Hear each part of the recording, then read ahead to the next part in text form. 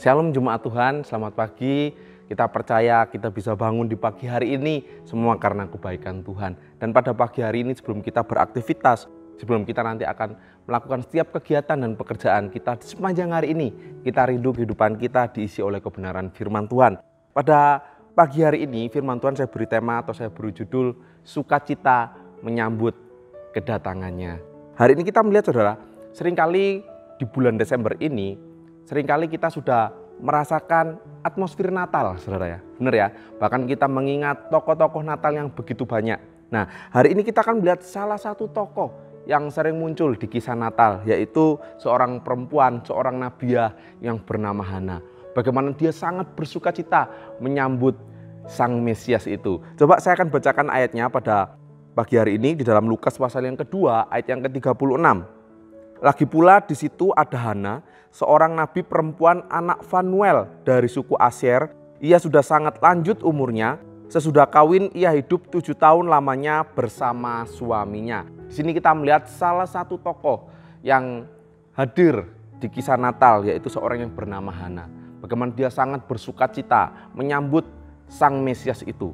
Ini menjadi pertanyaan buat kita, saudara. Ketika kita akan memperingati hari kelahiran Tuhan kita Yesus Kristus, apakah kita antusias, saudara? Apa sudah menjadi hambar karena setiap tahun kita lewati, jadi kita merasa biasa saja? Atau malah terkadang mungkin kita bersukacita, tapi hanya karena perayaannya, bukan karena Yesusnya. Hari ini kita akan belajar, saudara, bagaimana Hana, dia sangat antusias saat menyambut Sang Mesias itu. Bahkan di tengah penantiannya ada hal-hal yang dikerjakan oleh Hana yang sangat luar biasa yang bisa kita pelajari. Yang pertama, saudara, apa yang Hana lakukan, saudara, ketika dia menanti Sang Mesias itu? Saya akan bacakan di ayat yang ke-37. Dan sekarang ia janda dan berumur 84 tahun. Ia tidak pernah meninggalkan bait Allah dan siang malam beribadah dengan berpuasa dan berdoa. Yang pertama, saudara, di tengah penantiannya untuk menunggu Sang Mesias dikatakan Hana tidak pernah meninggalkan bait Allah. Ini salah satu contoh teladan yang luar biasa, saudara. Bagaimana Hana di usianya yang sudah lanjut 84 tahun, saudara, dikatakan dia tidak pernah meninggalkan bait Allah. Sebenarnya dia punya alasan buat kecewa. Kok Mesias nggak datang-datang? Nggak usah ibadah. Aku udah tua, udah nggak bisa ngapa-ngapain. Mesias juga nggak kunjung datang. Nggak usah pergi ke bait Allah. Hana punya alasan, saudara, untuk tidak beribadah. Tapi kita lihat, saudara, di tengah penantiannya dikatakan dia tidak pernah meninggalkan bait Allah. Di sini kita belajar tentang kesetiaan. Bapak Ibu, ketika Bapak Ibu ada waktu, ketika Bapak Ibu masih sehat, Tuhan masih kasih kesempatan untuk hidup, jangan pernah meninggalkan ibadah. Kenapa? Karena ibadah mengandung janji yang membuat kita semakin kuat menghadapi setiap masalah dalam kehidupan kita. Itu yang pertama, saudara, yang kita bisa pelajari dari Hana. Hana, orang yang setia dalam menunggu Sang Mesias. Kemudian yang kedua, saudara, apa yang bisa kita pelajari dari Hana ketika dia menunggu Sang Mesias itu? Dikatakan di ayat yang sudah kita baca tadi, siang malam Hana beribadah dengan berpuasa dan berdoa. Mengapa Hana lakukan itu semua, saudara? Karena Hana menaruh hidupnya kepada Tuhan. Dia sadar, aku tidak bisa seorang diri. Aku tidak mampu seorang diri untuk menghadapi apa yang ada di hadapanku. Sehingga Hana mempasrahkan hidupnya kepada Tuhan.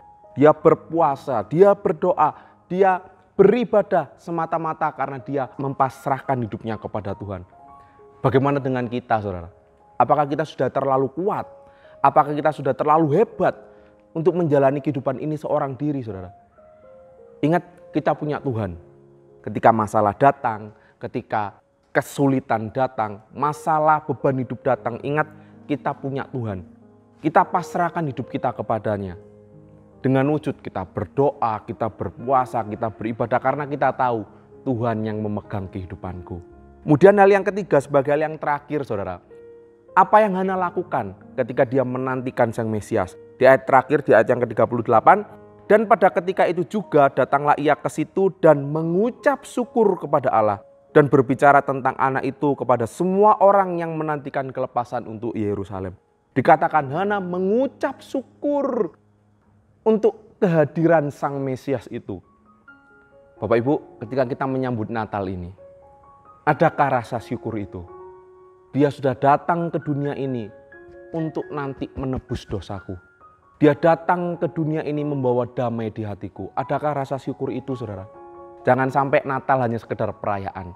Tapi mari kita memperingati Natal dengan penuh sukacita, dengan menantikan Dia dengan penuh kesetiaan, dengan mempasrahkan hidup kita kepadanya, karena Dia adalah Raja di atas segala raja. Amin. Mari kita berdoa.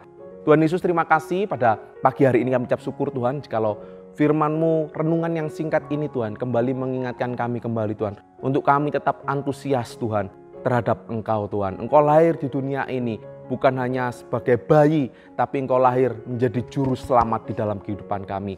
Ampuni kami jikalau kami mungkin selama ini tidak setia. Ampuni kami jikalau mungkin selama ini kami dengan kekuatan kami sendiri Tuhan untuk melanjutkan kehidupan kami. Tapi hari ini kami mau Tuhan mempasrahkan kehidupan kami ke dalam tangan Tuhan. Karena kami tahu Engkau yang memegang kehidupan kami. Engkau memberkati setiap jemaat Tuhan yang ada di tempat ini.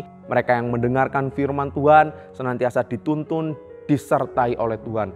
Apapun yang dikerjakan semuanya dibuat Tuhan berhasil. Terima kasih Tuhan. Ini menjadi doa kami sepanjang hari ini. Karena Tuhan senantiasa menjagai kami, memberikan kami kesehatan dan menyertai kami. Di dalam nama Tuhan Yesus Kristus kami sambut hari yang baru. Haleluya. Amin.